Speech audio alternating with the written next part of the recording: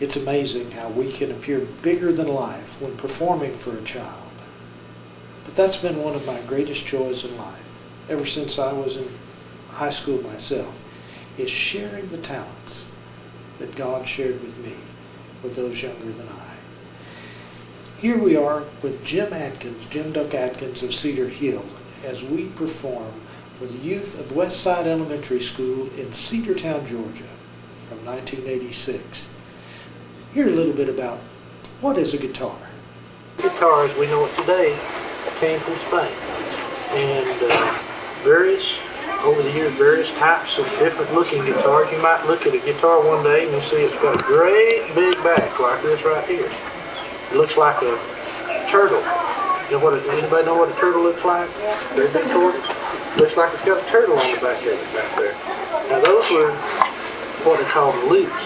English, they came from England, but that's a type of guitar. Right now we're going to play you a little tune on the guitar.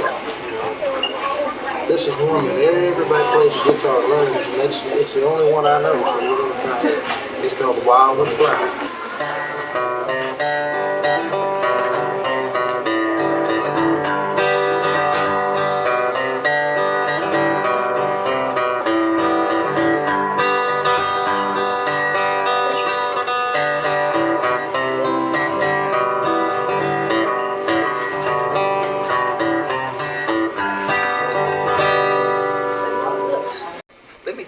About the banjo and its history, okay? Well, the 5-string banjo, this has 5 strings, and you can tell a 5-string banjo from any other kind of banjo because you always see this little peg sticking about a third of the way up the neck. That's how you can tell a 5-string banjo, and that's what we use in bluegrass music, is 5-string banjo. As a matter of fact, the banjo is an American instrument. Its origin goes way back to Arabia, 1,000 years ago. They used to have a stick with the skin from some type of animal stretched over and 3 gut strings. But way back then they called it a rebec. In Arabia they called it a rebec.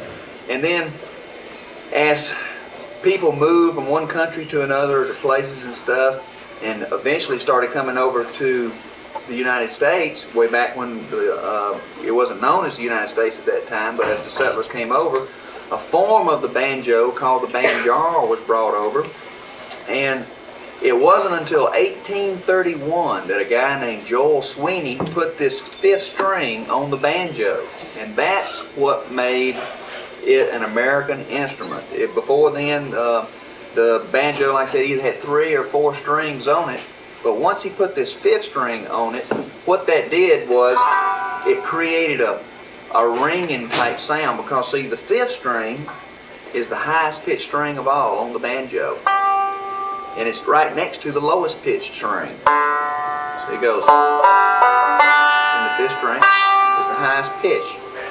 So what that does is that you hit the 5th string a lot and you hear that 5th string ringing a lot. Listen to it.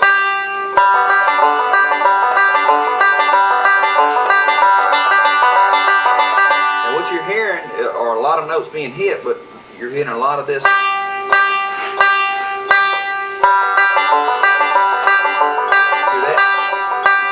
Okay, that's what gives the banjo its ring. And again, back in 1831, to put that into perspective, that would be like your grandfather's grandfather would have lived back around 1830 to 1850. Your grandfather's grandfather is conceivable, because we're in the 1980s right now. Let's say your granddad's 80 years old, and then his granddad, when he was a boy, would only have to have been about 70 years old. So think about your grandfather's grandfather, and that's back about the time that Joel Sweeney put a 5th string on the banjo.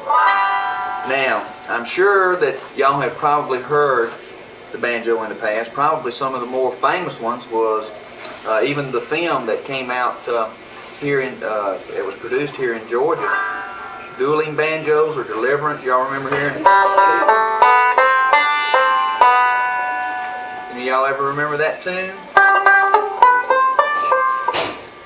Well, that's one of the more popular ones. Another real popular one that came out in the was actually written in the 40s, but I believe the film was Bonnie and Clyde.